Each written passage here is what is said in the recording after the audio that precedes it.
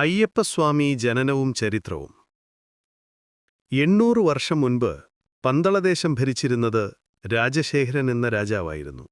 നീതിമാനും ധർമ്മനിഷ്ഠനുമായ രാജാവിന്റെ ഭരണത്തിൻ കീഴിൽ ജനങ്ങൾ സന്തുഷ്ടരായി കഴിയുകയും രാജ്യം സുവർണ കാലഘട്ടത്തിന് സാക്ഷ്യം വഹിക്കുകയും ചെയ്തു. എന്നാൽ ഒരു ദുഃഖം രാജാവിനെ വിട്ടുമാറാതെ പിന്തുടർന്നു. അദ്ദേഹത്തിന് പുത്രസൗഭാഗ്യം ലഭിച്ചില്ല. അതിനാൽ ചെങ്കോലേന്താൻ ഒരു അനന്തരാവകാശി ഇല്ലാതായി. നിസ്സഹായരായ രാജാവും രാജ്ഞിയും ശിവഭഗവാനോട് ഒരു കുഞ്ഞിനുവേണ്ടി നിരന്തരം പ്രാർത്ഥിച്ചുവന്നു. ഇതേ കാലത്ത് തന്നെ മഹിഷാസുരൻ എന്ന അസുരരാജാവ് കഠിന തപസ്സിലൂടെ ഭൂമിയിൽ ആർക്കും തന്നെ വധിക്കാൻ സാധിക്കരുതെന്ന് വരം ബ്രഹ്മാവിൽ നിന്ന് നേടിയെടുത്തു.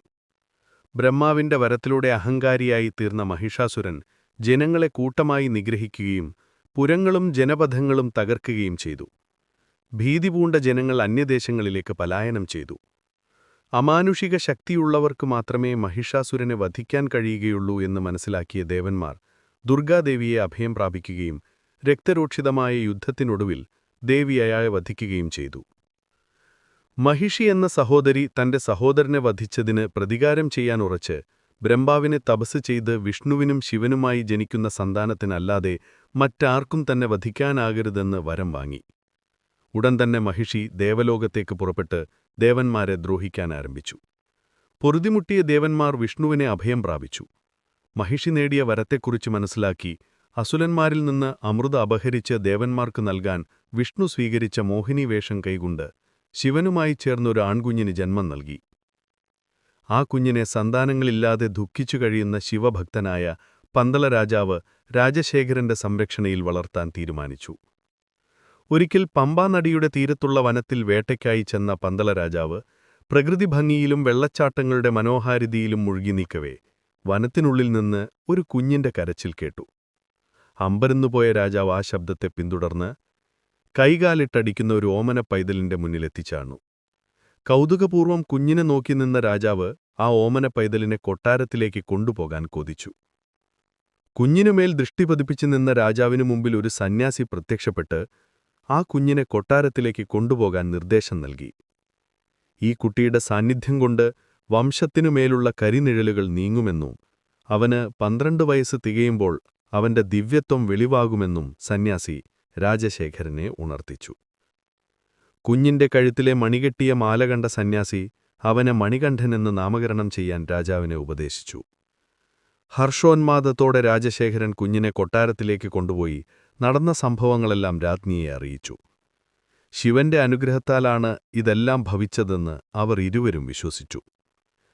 രാജശേഖരന് ശേഷം രാജാവാകാൻ കൊതിച്ചിരുന്ന ദിവാൻ ഒഴികെയുള്ള എല്ലാവരും രാജദമ്പതികളുടെ സന്തോഷത്തിൽ പങ്കുചേർന്നു. കുട്ടിയായിരുന്നിട്ടും മണികണ്ഠൻ ബുദ്ധിമാനും പക്വമതിയുമായിരുന്നു. ആയോധന വിദ്യയിലും ശാസ്ത്രങ്ങളിലും പ്രാഗൽഭ്യം പ്രകടിപ്പിച്ച മണികണ്ഠൻ തന്റെ ബുദ്ധിശക്തി കൊണ്ടും അമാനുഷിക പ്രതിഭ കൊണ്ടും ഗുരുവിനെ അതിശയിപ്പിച്ചു. പന്തളത്ത് സമാധാനവും ഐശ്വര്യവും പുലർന്നു. കുട്ടി കേവലമായ ഒരു നശ്വര ജന്മമല്ല, അവനിൽ ദിവ്യ ചൈതന്യം കുടികൊള്ളുകയാണ് എന്ന നിഗമനത്തിൽ അയ്യപ്പന്റെ ഗുരു എത്തിച്ചേർന്നു. പഠനം പൂർത്തിയാക്കിയ മണികണ്ഠൻ യഥോചിതം ഗുരുദക്ഷിണ നൽകാനും ഗുരുവിന്റെ അനുഗ്രഹം നേടാനുമായി പുറപ്പെട്ടു. അമാനുഷിക പ്രഭാവമുള്ള ദിവ്യശക്തിയുടെ ഉടമയാണവനെന്ന തന്റെ വിശ്വാസം അനുഗ്രഹം തേടിയെത്തിയ മണികണ്ഠനെ ഗുരു അറിയിച്ചു. അന്ധനും ബധിരനുമായ തന്റെ പുത്രന് കാഴ്ചയും സംസാരശേഷിയും നൽകി അനുഗ്രഹിക്കണമെന്ന് അദ്ദേഹം ശിഷ്യനോട് അഭ്യർത്ഥിച്ചു. മണികണ്ഠൻ ഗുരുപുത്രന്റെ ശിരസിൽ കൈവച്ചതും അവന് കാഴ്ചയും സംസാരശേഷിയും കൈവന്നു. താൻ ചെയ്ത അദ്ഭുത പ്രവൃത്തി ആരോടും പറയരുതെന്ന് അഭ്യർത്ഥിച്ച് മണികണ്ഠൻ രാജകൊട്ടാരത്തിലേക്ക് മടങ്ങി. തന്റെ പദ്ധതികൾ പൊളിയുന്നത് കണ്ട് നിരാശനായിത്തീർന്ന ദിവാൻ രാജ്ഞിയെ സ്വാധീനിക്കാനുള്ള ശ്രമങ്ങൾ തുടങ്ങി. സ്വന്തം മകൻ ജീവിച്ചിരിക്കുമ്പോൾ മണികണ്ഠനെ അനന്തരാവകാശിയാക്കുന്നത് അനുചിതമാണെന്ന് അയാൾ രാജ്ഞിയെ ധരിപ്പിച്ചു. അർത്ഥശാസ്ത്രപ്രകാരം ലക്ഷ്യം മാർഗത്തെ സാധൂകരിക്കുന്നതിനാൽ അസുഖം അഭിനയിക്കാൻ ദിവാൻ രാജ്ഞിയെ ഉപദേശിച്ചു. അയാളുടെ നിയന്ത്രണത്തിലുള്ള വൈദ്യൻ രാജ്ഞിയുടെ അസുഖം മാറാൻ പുലിപ്പാൽ വിധിക്കും. പുലിപ്പാൽ തേടി പുറപ്പെടുന്ന മണികണ്ഠൻ നരഭോജികൾക്ക് ഇരയായി മാറും. ചുമതല നിറവേറ്റാൻ കഴിയാതെ പരാജിതനായാണ് മടങ്ങുന്നതെങ്കിൽ സ്വാഭാവികമായും അവന്റെ മേലുള്ള രാജശേഖരന്റെ പ്രീതി ക്ഷയിക്കുകയും ചെയ്യും. പുത്രസ്നേഹത്താൽ അന്ധയായി തീർന്ന രാജ്ഞി ദിവാന്റെ വാക്കുകൾ വിശ്വസിച്ചും അയാൾ നിർദ്ദേശിച്ചതുപോലെ താങ്ങാനാകാത്ത തലവേദനയാൽ താൻ വലയുന്നതായി രാജാവിന് ധരിപ്പിച്ചു. രാജാവിൽ പരിഭ്രാന്തി വളരുകയും കൊട്ടാരം വൈദ്യനെ വിളിച്ചുവരുത്തുകയും ചെയ്തു. എത്ര ശ്രമിച്ചിട്ടും രാജ്ഞിയുടെ രോഗമെന്തെന്ന് മനസ്സിലാക്കാൻ കൊട്ടാരം വൈദ്യന് കഴിഞ്ഞില്ല. ഈ തക്ക മുതലെടുത്ത് ദിവാൻ ഏർപ്പാടാക്കിയ വൈദ്യൻ രംഗത്തുവന്ന് ഈറ്റപ്പുലിയുടെ പാൽ മാത്രമേ രാജ്ഞിയുടെ അസുഖത്തിന് പ്രതിവിധിയായിട്ടുള്ളൂ എന്നറിയിച്ചു. നിസ്സഹായയായ രാജ്ഞിയുടെ അസുഖം ഭേദമാക്കുന്നവർക്ക് അർദ്ധരാജ്യം നൽകുന്നതാണെന്ന് രാജശേഖരൻ വിളംബരം ചെയ്തു. പുലിപ്പാൽ ശേഖരിക്കാൻ രാജശേഖരൻ നിയോഗിച്ച പട്ടാളക്കാരുടെ ഒരു സംഘം വെറും കൈയോടെ മടങ്ങിയെത്തി. മണികണ്ഠൻ പുറപ്പെടാനൊരുങ്ങിയെങ്കിലും അവന്റെ ഇളം പ്രായവും വരാനിരിക്കുന്ന കിരീടധാരണവും ചൂണ്ടിക്കാട്ടി രാജശേഖരൻ അവനെ പിന്തിരിപ്പിച്ചു. കുടുംബത്തിനായി ഒരു ഉപകാരമെങ്കിലും ചെയ്യാൻ തന്നെ അനുവദിക്കണമെന്ന ദൃഢനിശ്ചയത്തോടുകൂടി മണികണ്ഠൻ പിതാവിനോട് ആവശ്യപ്പെട്ടു. ചുമതലാബോധമുള്ള പിതാവെന്ന നിലയിൽ മകന്റെ അഭ്യർത്ഥന അദ്ദേഹം നിരസിച്ചുവെങ്കിലും സാഹചര്യങ്ങളുടെ സമ്മർദ്ദം മൂലം പുലിപ്പാലിനായി കാട്ടിലേക്ക് പുറപ്പെടാൻ മണികണ്ഠനെ അദ്ദേഹത്തിന് അനുവദിക്കേണ്ടി വന്നു. മണികണ്ഠന് സഹായത്തിനായി ധീരരായ ഭടന്മാരുടെ ഒരു സംഘത്തെ കൂടെ കാട്ടിലേക്ക് അയക്കാൻ രാജശേഖരൻ ശ്രമിച്ചുവെങ്കിലും ആൾക്കൂട്ടം കണ്ടാൽ പുലി അകന്നുപോകുമെന്ന കാരണം പറഞ്ഞ് അവൻ അതൊഴിവാക്കി. മണികണ്ഠൻ കാട്ടിൽ പ്രവേശിച്ചപ്പോൾ ശിവഭഗവാന്റെ പഞ്ചഭൂതങ്ങൾ ഒപ്പം കൂടി. യാത്രാമധ്യേ ദേവലോകത്ത് മഹിഷി നടത്തിവരുന്ന അതിക്രമങ്ങൾ മണികണ്ഠന്റെ ശ്രദ്ധപ്പെട്ടു. അവനിലെ നീതിബോധമുണർന്നു.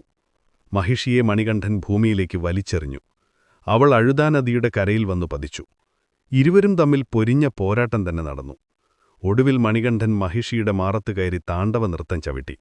അതിന്റെ പ്രതിധ്വനി ഭൂമിയിലും സ്വർഗ്ഗത്തിലും ചെന്നലച്ചു. ദേവന്മാർ പോലും ഭയചകിതരായി. തന്റെ മേൽ നൃത്തം ചെയ്യുന്നത് ഹരിഹരന്മാരുടെ പുത്രനായ പുണ്യപുരുഷനാണെന്ന് മനസ്സിലാക്കിയ മഹിഷി ആ കൊച്ചുബാലനെ വണങ്ങി മരണത്തിന് കീഴടങ്ങി.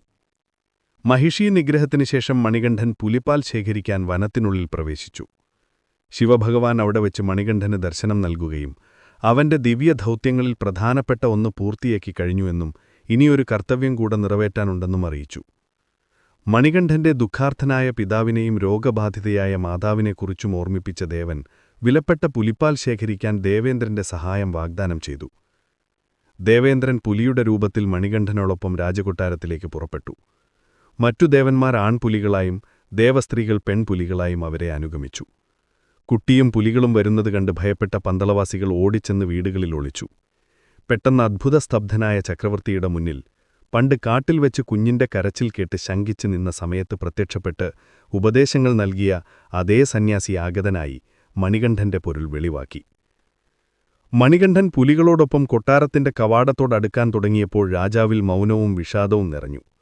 പുലിപ്പുറത്ത് നിന്നിറങ്ങിയ കുട്ടി ചക്രവർത്തിയോട് പറഞ്ഞു, ഈറ്റപ്പുലിയെ കൊണ്ടുവന്നിട്ടുണ്ട്. ഇനി എത്രയും വേഗം പാൽ ശേഖരിച്ച് അമ്മയുടെ അദ്ഭുത രോഗത്തിന് ശമനം വരുത്താം. അധികം നേരം പിടിച്ചു നിൽക്കാനാകാതെ രാജാവ് ബാലന്റെ പാദങ്ങളിൽ വീണ് മാപ്പിരന്നു. ഒടുവിൽ രാജ്ഞിയുടെ കപടനാടകം പുറത്തായ നിമിഷം മണികണ്ഠൻ വനത്തിലേക്ക് യാത്രയായി. കാട്ടിൽ നിന്ന് മടങ്ങിയെത്തിയപ്പോൾ മണികണ്ഠനും 12 വയസ്സായിരുന്നു. തന്റെ മകൻ നാടുവിട്ട് കാട്ടിൽ പോകാൻ കാരണക്കാരനായ ദിവാനെ ശിക്ഷിക്കാൻ രാജശേഖര രാജാവ് തീരുമാനിച്ചു. എന്നാൽ എല്ലാം ദൈവഹിതമനുസരിച്ച് സംഭവിച്ചതാണെന്നും സംയമനം പാലിക്കണമെന്നും മണികണ്ഠൻ ഉപദേശിച്ചു. തന്റെ അവതാരോദ്ദേശങ്ങൾ നിറവേറ്റിക്കഴിഞ്ഞതിനാൽ താൻ ദേവലോകത്തേക്ക് മടങ്ങുകയാണെന്നും പിതാവിനെ മണികണ്ഠൻ അറിയിച്ചു. തന്നോട് പുലർത്തിയ ഭക്തിവിശ്വാസങ്ങളിൽ തനിക്ക് സന്തുഷ്ടിയുണ്ടെന്നും അതിനുള്ള പ്രതിഫലമെന്ന നിലയിൽ രാജാവിനെ ഇഷ്ടപ്പെട്ടൊരു വരം നൽകാൻ ആഗ്രഹിക്കുന്നുവെന്നും കുട്ടി അദ്ദേഹത്തെ ഉണർത്തിച്ചു. മണികണ്ഠന്റെ സ്മരണയ്ക്കായി ഒരു ക്ഷേത്രം പണിയാൻ ആഗ്രഹമുണ്ടെന്നും അതിന് പറ്റിയ സ്ഥാനം കാണിച്ചുകൊടുക്കണമെന്നും തൽക്ഷണം രാജാവായ രാജശേഖരൻ അപേക്ഷിച്ചു. മണികണ്ഠൻ ഒരു അമ്പെയ്യുകയും അത് ശ്രീരാമന്റെ കാലത്ത് ശബരി എന്ന സന്യാസി തപസ്സനുഷ്ഠിച്ച ശബരി എന്ന സ്ഥലത്ത് ചെന്ന് പതിക്കുകയും ചെയ്തു. ആ സ്ഥലത്ത് ക്ഷേത്രം നിർമ്മിക്കാൻ നിർദ്ദേശിച്ച ശേഷം മണികണ്ഠൻ സ്വാമി അപ്രത്യക്ഷനായി. പിന്നീട് അഗസ്ത്യമുനിയുടെ ഉപദേശപ്രകാരം രാജശേഖരൻ ശബരിമലയിൽ ക്ഷേത്രത്തിനുള്ള തറക്കല്ലിട്ടു. ധർമ്മശാസ്ത്രവായ അയ്യപ്പനെ ഒരു നോക്ക് കാണാൻ എല്ലാ വർഷവും ജാതിമതഭേദമെന്നെ കോടിക്കണക്കിനു ഭക്തർ ഇരുമുടിക്കെട്ടും ജമന്തിമാലയും ധരിച്ച് ശരണമന്ത്രങ്ങൾ ഉരുവിട്ട് പമ്പയിൽ കുളിച്ച് 18 പടി ചവിട്ടുന്നു.